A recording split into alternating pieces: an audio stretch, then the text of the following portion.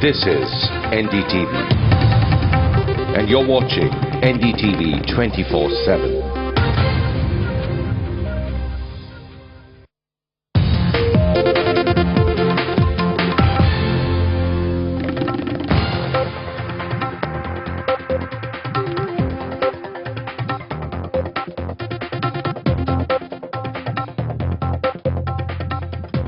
Hello and welcome. In the last 2 weeks, many of you have heard or read of the Radia tapes controversy. Among the hours of conversations and many people Neera Radia spoke to is our group editor, Barkha Dutt. The 5 conversations that Neera Radia and Barkha had have become the focus of much scrutiny. Let me clarify here that NDTV rejected allegations of lobbying or power broking on day one. As soon as Open Magazine printed these excerpts, followed by Outlook, we continue to do so. Barkha has also issued a personal statement on the NDTV website, as well as responded to all questions put to her on Facebook or Twitter. However, many viewers have asked why we haven't done a show on this. Are we trying to hide something? Well, in the beginning we felt that for Barkha or NDTV to host a show on this seemed odd. We would be accused of favouring our own. It wouldn't have been a level playing field. We wanted a forum where Barkha could explain the questions being asked, but a completely independent one. The one thing we are not part of is a conspiracy of silence. At no stage have we asked any other channel or newspaper not to cover the story. The reason many haven't is because of their own reservations regarding questions on where the tapes came from, why they are edited, who's on the tapes, etc. And by the same yardstick, those who have reported on the tapes and the controversy are completely free to do so. We welcome a free and fair debate. So the program tonight aims to do exactly that. A panel of independent editors, including with us tonight, Manu Joseph, editor of Open Magazine, which first printed the excerpts of the Radia tapes. Also with us tonight, Dilip Padgaonkar, former editor of the Times of India, senior journalist, Swapan Das Gupta, also columnist and senior journalist, and Sanjay Baru, editor of the Business Standard. We had also invited the editor of Outlook, Vinod Mehta, on this show. He declined. I'd also like to add at this point that this show will not be edited. What you see is exactly how this show has been recorded. We hope this will answer the questions you have. This editors panel with Barkha. Let me now open the floor and hand over first to Dilip Padgaonkar, sir, for your question. Well, what I'd like to do in this particular discussion is to avoid 2 pitfalls. One is the pitfall of going along with the moralizers, and the other is the pitfall of going on with those who feel that this entire exercise today is an attempt to whitewash something. I say this because in my own career as a journalist, I've known editors, special correspondents, bureau chiefs being approached by politicians, bureaucrats and so on and so forth to make all kinds of suggestions, put in a word here, put in a word there, for a promotion, for an appointment. These things have happened routinely. Yeah. But they haven't really assumed the kind of form that they have done today. So I'm putting that aside. Yeah.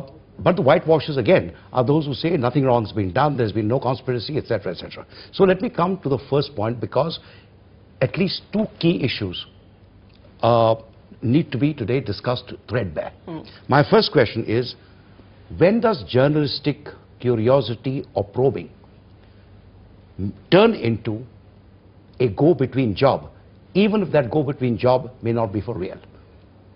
Okay. I think you have raised a very important question, and I think it needs further exploration, Dilip. But before I answer that, and I will, it's also important to point out my objection to the way the recent debate in the last 2 weeks has been framed by both the magazines concerned and then by subsequent sections, not all, sections of the media. This debate was framed as if this was about a scam. This debate was sought to link me to lobbying, power broking, an insinuation of quid pro quo, being on the take, and in some way connected to the 2G scam. One of the magazine covers even described these tapes as the 2G scam tapes. This is a deeply problematic, defamatory way to frame this debate.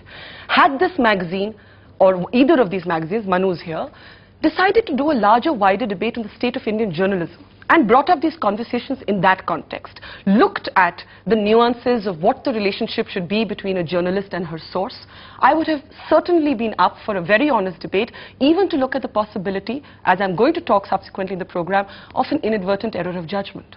However, what has upset me, hurt me and annoyed me a great deal is that if you look at my reputation, I do not believe that in 16 years anybody has ever cast a question mark on my personal integrity. Now 2 magazines come along and do so with impunity. I will look at all the questions you've raised, Dilip, but since so much of the conversation and the interrogation, as it were, online and otherwise has been about the Radia tapes, what we thought we would do is to actually make an editorial departure. I just want to clarify that at NDTV, if these tapes had arrived even without me on them, we would not have played them. There are serious questions about private conversations that break no apparent law being aired. This is raw material. We would not have aired raw material, but I'm going to put myself out there for everybody to see by playing the one key conversation that really has been quoted and headlined to basically label me in sections of the media. And I will also after that be playing samples of my work during that key point of government formation in May 2009, and then I'll of course answer the very important question you've raised about what that relationship should be. So if we can, just for our viewers, have a look first at the conversation between Neera Radia and me. This is a conversation that took place on the 22nd of May 2009. Hi, Neera. Hi, did I wake you up? No, I've been up, most of the night. If stalemate continues, Yeah, listen, the thing is that they need to talk to him directly. That's what the problem is. Apparently now, the message from the other side is that why did Balu go public? They claim that at this point when they had offered them this formula and these guys said no, these guys never told them that we're going to withdraw support. I'm not withdraw support, outside support. From outside. So apparently PM's really pissed off that they went public. But that's Balu's doing, na? He was not instructed by Karunanidhi to do that, actually. He was told to come away and tell Congress that. And he went public, and this well, is the really media was standing outside. Oh God! So now what? What should I tell them? Tell me, what should I tell them? I'll tell you what it is. The problem, and I've had a long chat with both his wife and with the daughter, right? Just giving you the problem is that if Congress has a problem with Balu, if they have a problem with anyone, they need to go and talk to Karunanidhi. They have very good relationship with Karunanidhi directly. Correct. Because in front of Balu, in front of Raja, in front of Maran, they can't talk. Yeah. So they have to tell him directly. There are enough Congress leaders of Tamil Nadu who they need to go and tell him exactly. The biggest problem is that the following of Aragiri is saying that you cannot give Maran a cabinet post and keep Aragiri in the MOS status. That's right. Well, will Karuna drop Balu? Look, if you tell him that Balu is the only problem, I would imagine he will drop him. But you see, the problem right now is also of a choice of portfolios, no? No, they're not said anything. Their portfolios have not even got discussed. Congress claims, for whatever it's worth, that DMK wanted surface transport, power, IT, telecom, railways and health. What the parallel list gaya tha? That was, Abhi Congress has offered IT, telecom, what is it called, chemical and fertilizers, and labor. So this is where it stands now. Will DMK accept those? Maybe not, because they have to drop Maran if you want them to accept those. Maran is pushing coal and mines. Who's pushing? Now Maran is saying, you give me coal and mines. Yeah. You see, my honest advice to is that you tell them that they need to tell him directly that we are happy, because Kani is got no issue about even being an independent. But Aragiri is now telling her that you cannot take an independent charge if Maran remains cabinet minister. I see. And Congress is sending messages through media and through various sources saying that, and Maran is going around telling everyone that he is the only acceptable person. That I know. Yeah, but that's not correct, na? No, I know. We've taken that off. But also the Congress needs to tell Karunanidhi that we have not said anything about Maran. Okay, let me talk to them again. Yeah, the choice of candidate we will leave to you. We have some reservation about Balu. And let them tell the reservation, and we have not said anything about Maran. We are not asking. Well, the conversation actually trails off in the middle. I don't know how that conversation ends. It's clearly a continuum of previous conversations that have not been released, including the backdrop in which she actually first called me, which was the previous day when she called to tell me that a news report that we were running about there being an agreement between the Congress and the DMK on portfolios was incorrect, and this was not correct. And I said, how do you know? And she said, I'm sitting with Kanimuri. This is the point at which I discover that here's somebody who's plugged into the DMK. Now, before I play a sample of my work, I do want to answer your question. You said, at what point do you go beyond the line of duty to become a go-between? I think it's very important to say here that I did not, and as I have maintained repeatedly, I actually did not pass on any message. The message in this case was, tell the Congress to talk to Karunanidhi, not tell the Congress to make Radia telecom minister, not can you tell them this is the portfolio wanted.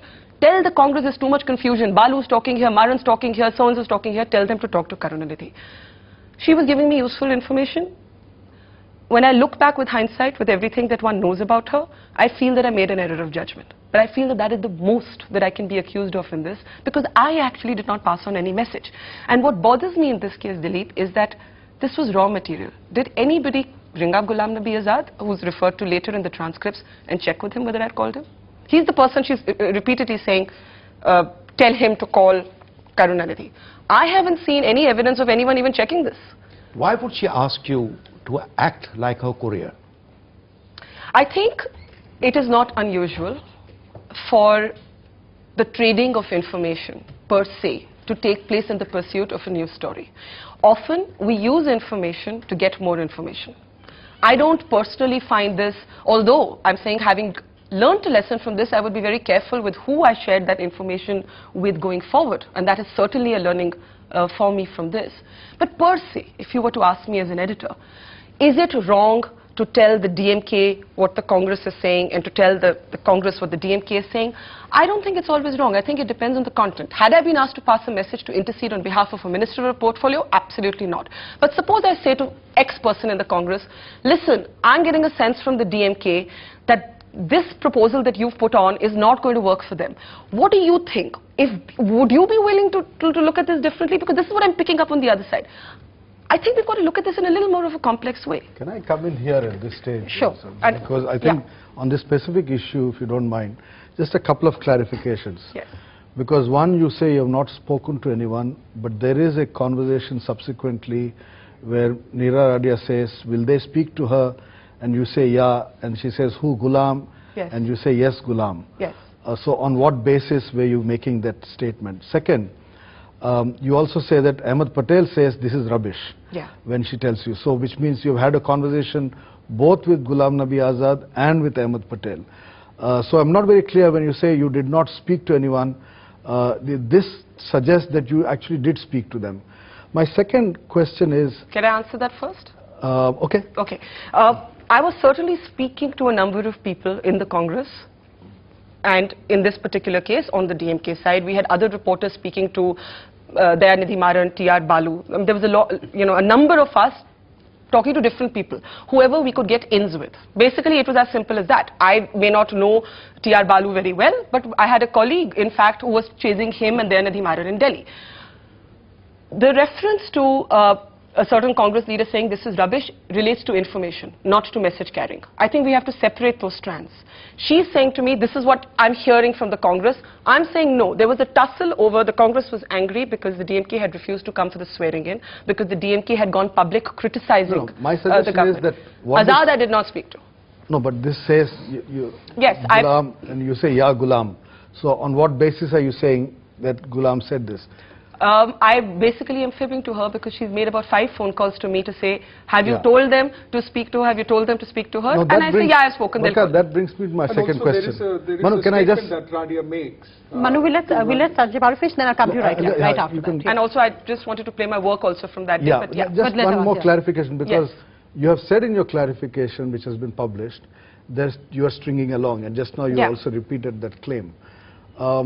Then I would have expected that you should have actually reported this, since you have picked up enough gossip to suggest that here was an attempt in the DMK, a struggle for power in the DMK. I was wondering if NDTV actually reported that, whether you reported that on that day. We certainly did. Yeah, so that, that is not very clear, because I tried to look at whatever you filed on the web. In fact, you sent me an email.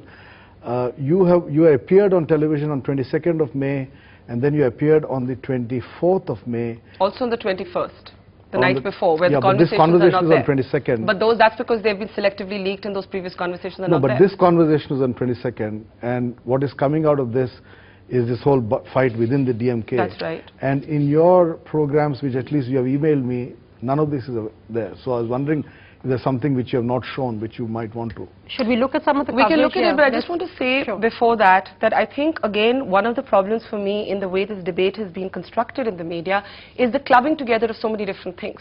Of course, I spoke to people in the Congress to find out what was happening in the Congress. Right. So when I'm saying so-and-so says this is rubbish, I am talking about her assessment of a certain situation in the unfolding story. At a different point, I certainly string her along and say I've spoken to Azad, which I never did. And I think this could have been corroborated before Open and Outlook chose to make the assertion that I did, because it was raw material. I did refer to the fact that the Congress, in one of my reports, has asked the DMK that they've got to choose between their family and their nephew, and they can't push everybody in.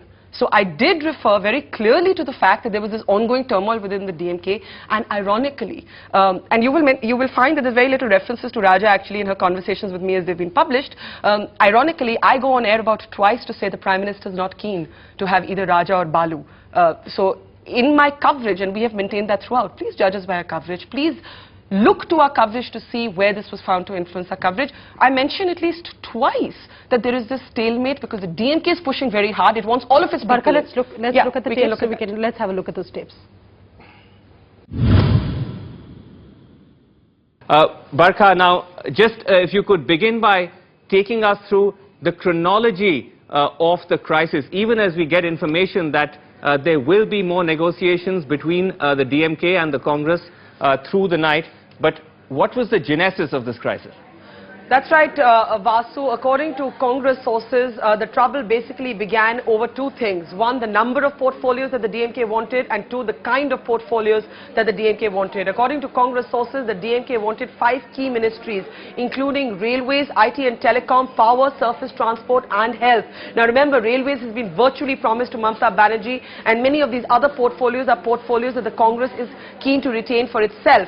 Also, there was some initial reluctance on restoring the ministries to A. Raja and T.R. Balu because these were two controversial ministers amid all kinds of charges and controversies during their tenure. The Congress eventually agreed to status quo, which was 3 cabinet berths for the DMK in 2004, but by that time the DMK had upped the demand to 5 cabinet berths, 4 ministers of state, that's 9 ministries in all. And in the words of a top Congress source, the DMK virtually wanted all of Mr. Karunanidhi's families, daughters, sons, nephews and colleagues like A. Raja and T.R. Balu in, which in the new mood that the Congress is in, the Rahul Gandhi doctrine of not letting allies dictate terms, the Congress says is simply unacceptable. Right, Barkha, now speaking to some of the DMK leaders just a short while ago, one got the sense that it isn't still all over yet. While overtly they are saying that they are now sticking to the stand of outside support and that Mr. Karunanidhi leaves tomorrow morning, they still seem to suggest that if the Congress was to come back to them with a more flexible proposal, as this DMK source put it, they're willing to consider that. Also because they're aware that it's a Congress-supported DMK government in Tamil Nadu. Absolutely. I don't think the Congress is saying it's all over yet either. We've already got a tip-off that there are going to be late-night talks. We even believe that the Prime Minister will be talking himself to Mr. Karunanidhi and possibly the Congress President as well. But I can tell you, Vasu, that according to our Congress sources, while they're very willing to keep the talks going, on the specific ministries that the DMK has asked for, I don't see the Congress bending, especially because there's a status quo formula in other news coming in that, for example, has been accepted by the NCP, where Sharad Pawar and Praful Patel are going to retain their old portfolios of agriculture and civil aviation, and the fact is that Mamata Banerjee is already gunning for railways, and that's virtually been promised to her. So I don't see the Congress really being willing to change very much more in terms of portfolios, confident in the fact that the DMK actually needs the Congress to survive in the Tamil Nadu Assembly. It is going to take over the next couple of weeks for this to be hammered out, at least the next few days. But yes, what we are told is that the DMK is now willing to look at new portfolios.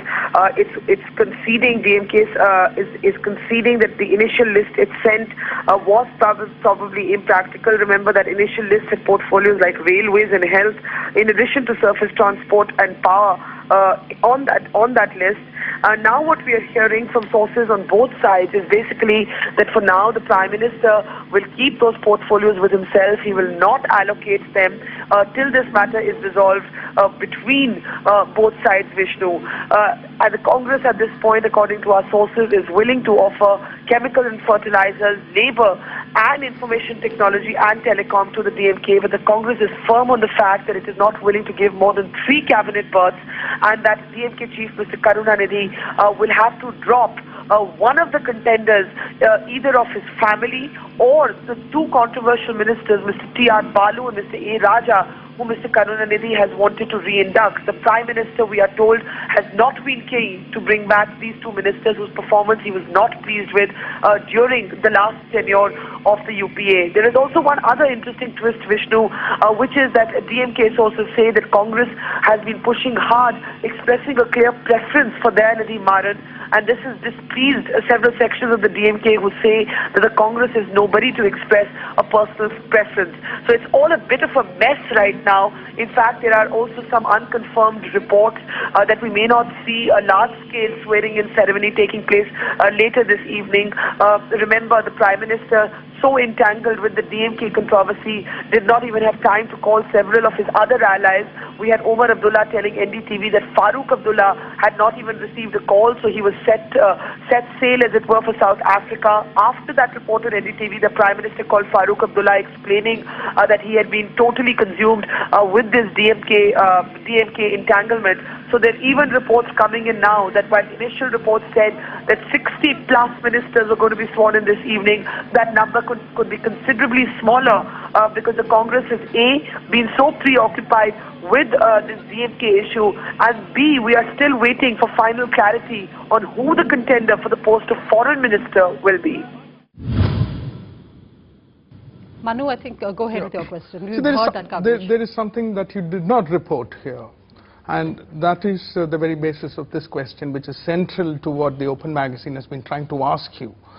Open didn't try to ask me anything. No, you didn't even get in touch before you published the story. I can explain so you haven't that. tried I can explain in either that. issue, by the way, to ask me anything. I have explained that. There was a reason for that, and I believe we are right in doing that. But I think our viewers would need to know that. Of course, they will know everything right now. Yeah. See, now what I want to know is, you were talking to Neera Radia, who is a corporate PR, who represents 2 telecom companies, and they seem to be interested in one person becoming a telecom minister. And any journalist will know that is a very important story. Where did you get that indication in her conversations with me? Because unlike you, I haven't had privy to all the conversations she had with everybody else. You have all those tapes, I didn't. No, you were talking to Radia. So I'd like you to quote a bit. I'd like you to quote a bit from these transcripts, wherein she is pushing for A. Raja, because I didn't get it. No, you see, you are talking to a person who's trying to mediate between Congress and DMK. That is a great story.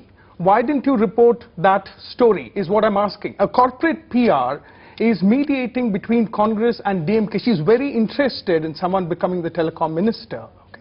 Why didn't you report that story? Okay. I think that is a legitimate question. Okay, I'd like to take that on.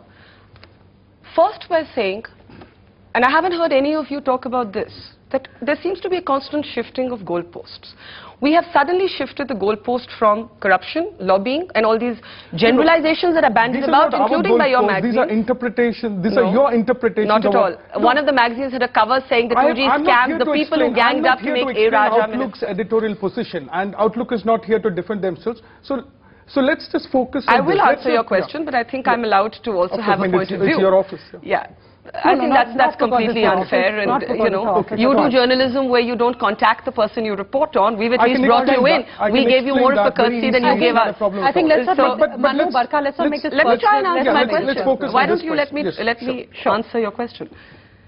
One, have you therefore conceded first that you're not questioning me on lobbying, power broking and corruption? In this particular case, I just wanted to answer just if we can get that out of the way, I will answer your question. No, I'm sure I'm also allowed to ask you some questions. No, you can answer my questions and then you can ask me all the questions you want. I will answer your questions. Okay, right, so the order doesn't matter. Go ahead, Barkha. Answer the questions asked. In this case, what I want to know is why did you report so I'm just pointing out the shifting goalposts, that first the allegation was corruption, lobbying, power broking. Now it's why didn't you report the story, which is a question of judgment, not of corruption. Okay, Barkha. Now let me answer. Okay. Now let me answer. The fact that there are corporate lobbyists who call up at the times of cabinet formation, call me a cynical political journalist. You can call me a cynical political journalist and you can question my judgment, and given what we know about her right now, even I may think, hey, that could have been interesting. But I have to say that it doesn't strike me unusual living in the political capital of India that all kinds of people who are not necessarily connected with cabinet formation call me and say, kaun aa raha hai, kaun ja raha hai, kya suna hai, kya nahi suna, acha mujhe yahan se ye khabar mila, mujhe wahan se ye khabar mila. I have all kinds of people telling me BJP mein ye ho raha hai, Congress mein ye ho raha hai. Many of them are quite simply people who describe themselves as public relations people, as does Neera Radia. Many of them call themselves advertising people, but they are part of the larger power firmament. I saw Neera Radia as one such person who was giving me some cover. You can say to me, why wasn't it a story for you that she was interested in who was going to be minister? Why was she so close to Kanimori? She's representing Mukesh Ambani and the Tata. But I didn't see that story in any other section of the media. I wasn't the only person who was in contact with Neera Radia. Exactly. Right? That's a valid question. So why? I'm a bit startled, Sanjay, at the shock that we all suddenly feel that, oh my God, there was a corporate lobbyist who was interested in who was coming in cabinet. No, I don't think that's the issue. I think the issue is that you are right when you say that all kinds of people call all kinds of people. Yeah. I think when the story broke out and all of these tapes were out, I think a statement that, look, as you just said, is error of judgment, which you just said yourself. Agreed. But that is not there in your original. What I'm saying is there was an error of judgment. Of course it is. It's in my written statement. I can't accept that it is error of judgment. I'll tell you why. Because, come on, we are all journalists here. Was it an error of judgment for you to not contact me before you wrote the story? Was it an error of judgment for you to print unpublished data without any follow-up? You're not answering the question. You're not questioning the authenticity of the tapes. But before that, you have to answer this specific question. Now, but if she's saying error of judgment, is that... No, the error of judgment... I'm sorry. I cannot accept error of judgment. Excuse me, I am not accepting an error of judgment in not doing the story. Yes. I would like to clarify what I define as an error of judgment. Yes. I believe that, looking back, I did not know that much about Neera Radia because I am essentially a political journalist. Okay? I may not have been fully abreast of all of the proxy wars that were happening in the telecom sector. My single-minded focus was on the immediate, which was a breaking news story on cabinet formation. I was desperate for khabar. I took it from whoever I did. My error of judgment looking back is that one's got to be careful about how one talks to somebody who has a special interest. I acknowledge that inadvertent, innocent error of judgment. But to confuse that with suggestions of corruption, quid pro quo and lobbying is unacceptable. Nobody is... No. I'm not finished. I'm sorry, Swapan. I'm sorry. I have to continue with this. Why do you think Neera Radia specifically chose you as a courier, as it were, between the DMK and the Congress? Did it suggest a special relationship of any form? No, absolutely not. My, in fact, engagement with Neera Radia was, like many other journalists in this country, began because she was the right-hand, sort of visible route to Ratan Tata. And she had, fixed up interviews for Ratan Tata in the past a few times. That is how I knew her. You say, why did she choose me? Very interesting question. Open, of course, was much more selective in the conversations they printed. Outlook uploaded 104 tapes, of which I counted about 30 journalists, okay? In different contexts, having all kinds of conversations, and I don't speak for anybody else. I'm not sitting here to pass judgment on anybody. I speak only for myself. On gas and oil, she is speaking to a host of people. It's not like I'm some... Please do not suggest that I am this chosen person, the only journalist in the country whom Neera Radia called to speak. No, but for the messages I think her essential equation may have been with business journalists because of the space that she occupied. And I think that in a political formation story, she probably felt, I do not know that she didn't call anybody else. We do not have all the tapes. Please remember, we do not have all the tapes. But she cites your name. She cites your name. I spoke to her. Can I understand what I'm being accused of? No, you're not being accused of anything yet. No, I have to come back to the Let everyone speak on their own this thing. It's very important to establish the accusation. Right, I think we are diluting the Mr. Palgaonkar, all right. We just have this. Barkha, listen. As a journalist, you naturally tend to be skeptical of whatever people tell you. Yes. I didn't get any sense of skepticism in the conversation that we just heard, because you played along, number one. Number two... That's not unusual. I can corroborate I'd like to respond to that. No, so let me finish. Okay, complete it. Secondly, I think you mentioned earlier that your colleagues were talking to Balu because they knew this and that and so on. That is a very different matter than talking to a PR person representing two major corporate houses, because her interest is quite unlike your journalistic interest. Her interest is business driven. Your interest is journalistic driven. Now, I see a mismatch, all right, between the two. I doubtless belong to the old school, but we never ever allowed any PR person to come anywhere near the editorial room. Okay. But still, that is secondary to the important question which I'm trying to ask you, which you have not answered. I have answered that. No, I did not think that was a major story. That's an issue of judgment, not an issue of corruption. Correct. I do not buy... So please try and distinguish between those two. No, I do not buy that argument, because here it is very important to know that this is a corporate person who's trying to mediate between two political parties. And you're saying that you missed the story because of an error of judgment. No, I didn't say that. My error of judgment was not in regard to that decision. So I'm sorry. You're putting words in my mouth. No, why didn't you report that story is my question, which you have not answered. I have answered by saying I didn't think it was that big a story. You didn't think that it was that big a story? No, I didn't. I didn't think it was that big a story. I believe that is the biggest story of the decade. Perhaps. But that's a debate about judgment. I don't call up open and say, why did you do this story and why didn't you do that story? That's not a debate on corruption. So Barkha, what you're saying... No, let me understand you correctly. What you're saying is that you did not think that the fact that a PR person was mediating between two political parties is an important story. Is that what you're saying? You know, I think, forgive me for saying so, but I don't think you have a full understanding of how political journalism and politics works. Okay? No, I can take I do not believe later, but can you just ask me why you did not how many times am I going to answer the same question? Because you're saying that you didn't think it was a big story. Manu, we're not in a court of law, and I haven't committed a crime, nor have many other people on those tapes that you published. I'm not saying I'm morally superior to you, but I'm saying you've not answered the question. Sure, but she's answered by saying error of judgment. Now, you are free to believe that or not. But if you're saying it's not error of judgment, then what do you see it as? Corruption. Judgment can happen in 2009. The story again broke in 2010. NDTV did not report, even in 2010, that a person called Radia was mediating between two political parties. So it was an error of judgment in 2009 and 2010. It is such a gross distortion to say that a lobbyist was mediating between two parties. I am sorry, Manu, please forgive me for this, but this is not how cabinets are formed. I find there's a complete exaggeration to suggest that lobbyists influence the Prime Minister's choice. No. I do not believe that happened here for even a second. Nor do journalists. Nor do journalists. I'm glad to hear that. So think of that before you label them the next time. But what I'm trying to say is now this is a person who is very I think if you want to move on from the question, it's all right, but I have to place on record that you have not answered it. I think let us know. It is very unconvincing for an editor of a news channel to say that this is not a story. Let us accept any cub reporter will say that this is the story of the decade. Well, but Manu, look forward to seeing the story and open Barkha, Manu, let us just take the point. Let's see Barkha's side of it. I am a managing editor of NDTV, so I also have an interest in it. Let me just make the point that she has said error of judgment, and your tapes do not show that she's actually reached any political party. The furthest she's reached is Barkha and her claim of Kani Modi. That only Barkha knows. So let's not forget. Let's go in some of the transcript now, can we talk has more information than Barkha. Anyway, let us open. I want to ask the editor. Can I ask you some questions that this is not a great story? So Barkha, let us go to Mr. Padgaonkar. Would you be able to defend? Excuse me. You sent me an SMS message. You're talking about ethics of journalism. Firstly, you take raw data. You take raw data and you publish it without context, without talking to the principals, without any follow-ups.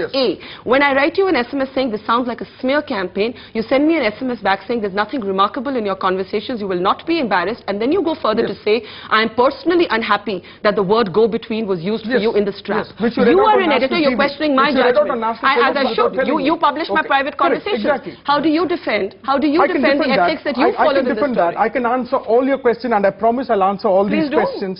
But you have not answered. You have not answered the central question. Manu, we'll have to end with it saying that you feel she didn't answer it. No, that is not enough. It's an error of judgment of enormous proportion. But Manu, that is your view. I can answer you. Please do. But that is your view. So we've accepted that you feel this. She feels differently. But we have to leave it at that point. There are two questions I just want to come in here to say something. Yes. If this is a genuine debate about media ethics, which is a very welcome debate, if this is a debate over in what situations are people too close to their sources, should there be more distance, I think that's very well taken. I think that's accepted.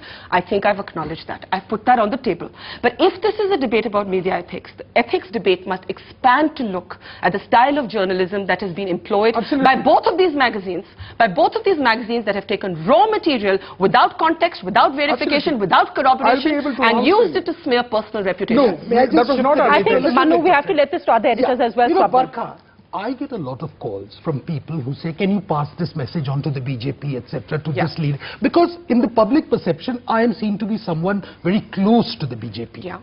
Now, does it suggest that in terms of someone asking you to pass on messages to the Congress, it's not so much corruption or 2G, but an expression of what the perceived political bias is, and hence all the controversy? In the viewer's mind? Or Yeah, in the minds of the, even in the minds of the PR. Swapan, is there a particular cozy relationship you have with the Congress which allows Neera Radia to ask such a question? Okay, that's an interesting question. And my answer to it would be that because I believe that I am a good journalist, I believe if this were a story about the NDA coming to power, I think I would still have a sense of what was happening inside the BJP. I think as a political journalist, somebody with an interest may call me to say, kya ho raha hai BJP mein? And if she was providing me or he was providing me khabar of what was happening with, let's say, Jayalalitha, let's imagine this scenario, that it was a different scenario. If she was providing me that information, I would have done this trading of information that I did. I have no hesitation, I've now said it about 4 times, that when I look back at it, I believe I was not careful in how I dealt with her. I believe that and I get many such calls. We're isolating Neera Radia because it's become an emotive issue related to Raja. I can tell you as an editor, Sanjay, I get calls every day from politicians saying, can you drop this story? Can you play this up? The foreign ministry takes written questions right now from journalists before they're allowed to be asked at press conferences. There are ethical issues raised by junkets. There are all of these pressures, and usually the way to deal with them was to fob them off and say, haan kar lenge, and put the phone down, which is what I did here. Having learned from this, I have no hesitation in saying that I have learned from this enough to know that next time if somebody, especially if somebody has a special interest, I would look at it again and be very, very careful of what I say. But beyond that, I will not accept that I did anything more grievously wrong than that. I will not accept that, and I will not apologize for anything beyond that. Okay, we are nearly out of time for 10 minutes. I'm going to actually just do a round of the table. Let each of you all ask your final questions and answers. Let's start again with you, Mr. Patgaonkar. Well, let me reiterate what I began with. Yeah. I think in this business, no one is absolutely lily white. There is something or the other that happens and has been happening in this profession. But there comes a time when you know when the lines begin to blur. Yeah. The impression one got on reading this raw data in these 2 magazines is the lines were blurred. Yeah. That is the general impression. And they were blurred because wittingly or otherwise, the feeling was that one was playing along. Now, the argument, which is yours, that you played along because you wanted information and insight, that was your interest. That's not how it's perceived to be. What's perceived to be is that, in fact, you were chosen because you had access to a certain number of people who could influence a certain decision. All right. I think that perception now, what does it mean? It really means it is best to take one's distance, really, from those in power, because unless one is skeptical about what they tell you, it is one thing for a politician to talk to you. It is something else when a corporate PR does it. Okay, this is the overall thing. But mind you, please, you know, this is not the first time that we are having to debate this question. Why haven't, since I think I must have a right to reply because neither magazine gave me that, why haven't we heard from any of you stalwarts of our profession, question the ethics of reporting raw material without talking to the principals, without corroboration, without follow-up? At NDTV, had we got these tapes, even without me on them, we would never have used them. I take your point about the lines. I'm saying, first to your first point, I take your point. There are innocent mistakes, misjudgments that we all make as editors. Does that give a magazine a right to accuse a journalist of corruption? Are you all questioning and expanding this ethics debate to question the style and the ethics of journalism that have been employed? Barkha, listen, overall, I'm not at all in favor of using this raw material. We're having a large debate of the WikiLeaks as well. Yeah. So I don't bring that in. But let me tell you something. I am not in favor of getting this raw material, primarily because I don't know why things were leaked why this timing was chosen, etc. Those questions need to be answered. And there is investigation going on at different levels. The question once again... And why only me? Why there are 40 journalists on the tape? Why am I only being... Your Swapan said, why am I the person chosen? Where are the other journalists? Have you heard those conversations? Right. I'm not equating your... Barkha, let's get No, but I just want to raise this point. Where are the others? Why didn't Mr. Barkha? But let's put Mr. Barkha and Mr. I think Swapan is right to ask the question, primarily because I know of editors of certain channels who were never ever contacted by Ms. Radia. And I wonder why. And how do you know? Have you gone through all the tapes? No, because almost everybody who's anybody in the world of journalism is on that tape. But yet, the face of it, the metaphor for it has become me. Although, I'm sorry, you put me on a hoarding. No, that is... You put me on a hoarding. I bet it sells your magazine better than the people who are in it, basically. It does. That's what it is. I sell your magazine for you. So you need to try. Let's just go to Mr. Baru next. Mr. Baru, yes. We need to answer that. One, as you probably heard, I was on another channel, CNN IBN, with Karan Thapar, where I did make the point that it's the normal practice of any media organization to get a response from anyone. If you're writing about, tomorrow if I were writing something about Lavasa, I would expect my correspondent to talk to Ajit Gulabchand and to Jairam Ramesh and report it, right? So that is a normal journalistic practice. So I don't think that, but we are not here to discuss media ethics. I was not invited to this panel for a discussion on media ethics. I was invited to this panel for a discussion on your defense of the way in which NDTV handled the Radia tapes. But so isn't it because it's an ethical question? No, there's a larger issue which we can discuss separately. I'll be happy to come back to another panel discussion. Isn't it connected? It is connected, which is precisely why I did raise the issue in the Karan Thapar show. But that was a different format. Here we are not come to discuss that, which is why we are not getting into that. So separate the issues out. I don't think they can be, but of course... but for purpose of 1 hour discussion, otherwise we can go into 2 hours. You know, sure. If you want to go on and on, we can discuss everything under the sun. Yes. But I think the final point, Barkha, I would still make is that I entirely agree with you that there was no evidence of any corruption on your part, of corporate lobbying on your part. And I've said this on the Karan Thapar show as well. There was an error of judgment which you have confessed. And I think the right thing for you to have done on day one, instead of worrying about the authenticity of the tapes. I never questioned the authenticity. Just say sorry. And I think even now, if you say to your viewers, I made a mistake. All of us make mistakes. I have made professional mistakes in my life. Each one of us, you know, when you run a newspaper, when you run a media organization, you know, nobody is lily white, as Dilip put it. We all make our mistakes. We all have errors of judgment. But when you make a mistake, I think it's best to say it was a mistake. May I respond and move on. To that? May I briefly respond to that, because we're running out of time? In my personal statement, I spoke about what I've learned from this. I have no hesitation in saying that there has been a learning.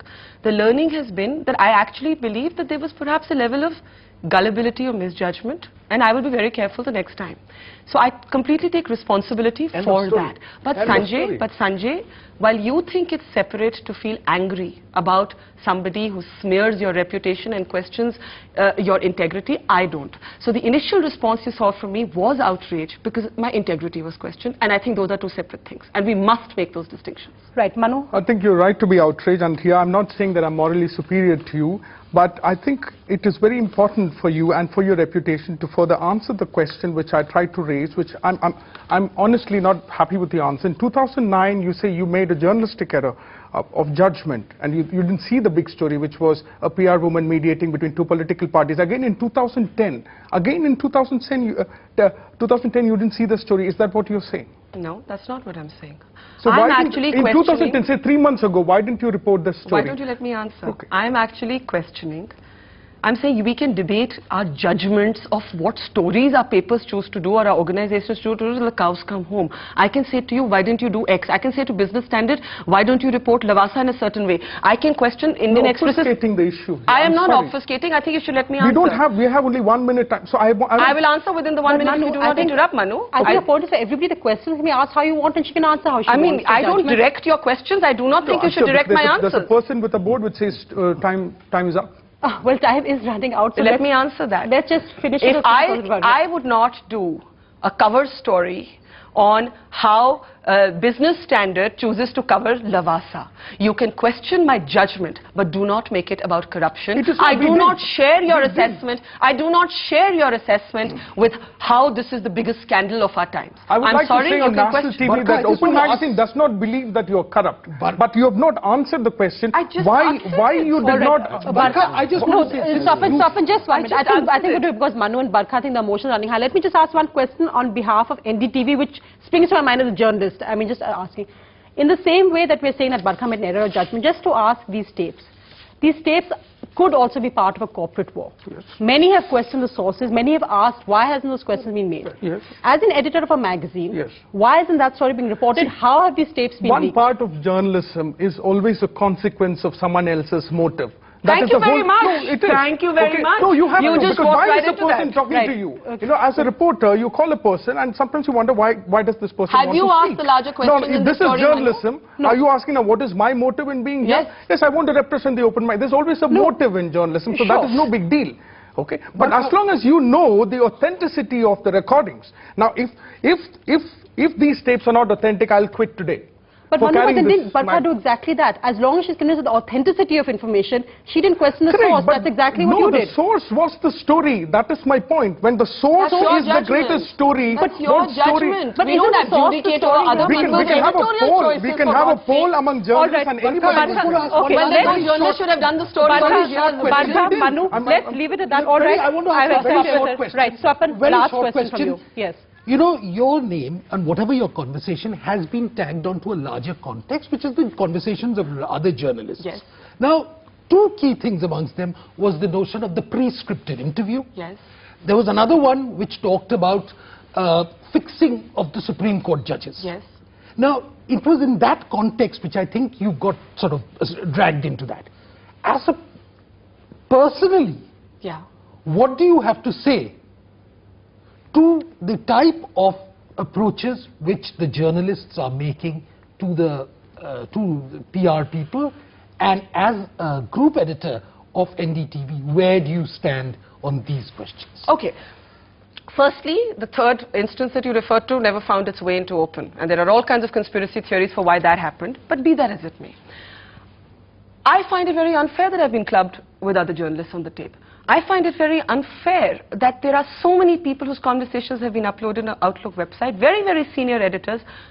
Not one of them has gone on television and has taken these questions. Not one of them is even written about. Not one of them is put on a hoarding near Khan Market, Manu Joseph. So they're not pretty. No, they're not pretty. Well, okay, one compliment finally. But a bit of a sexist compliment, I have to say. Oh, there's a lot of misogyny in this discourse. In any case, that is not true. I am. Oh, there is. That's your interpretation. I'm sorry. Which bit is not true? You can't accuse me of misogyny on national TV and get away with it. Swap it. Okay. I think there are serious issues that arise for a larger ethical debate in journalism that spring from some of these conversations. I believe my conversation was at best a misjudgment. I do not believe my own conversation can be linked to the 2G scam, to Mr. A. Raja, to portfolio peddling, or to try and suppressing a story. You spoke of pre-scripted interviews. That's why we played our coverage out. Please judge me on the independence of my coverage. Yes, you can raise questions about whether I was gullible or silly to not spot a larger story. You can question my judgment, but we don't, as a matter of routine, sit in moral judgment on other organizations for the stories they choose to do and not choose to do. So I think if this is going to be an honest debate, I should not be made to answer for everybody else. I think we have to leave it at that because we are out of time. I know this could go on and on, but this was an attempt really to address issues voiced by these editors, which many of you have asked. I mean, it's impossible to answer each one of them personally, but we hope this will bring some transparency and some clarity to the debate. Thanks so much for watching this, and thank you all very much for agreeing to join us on this. Thank you, Barkha. Goodbye.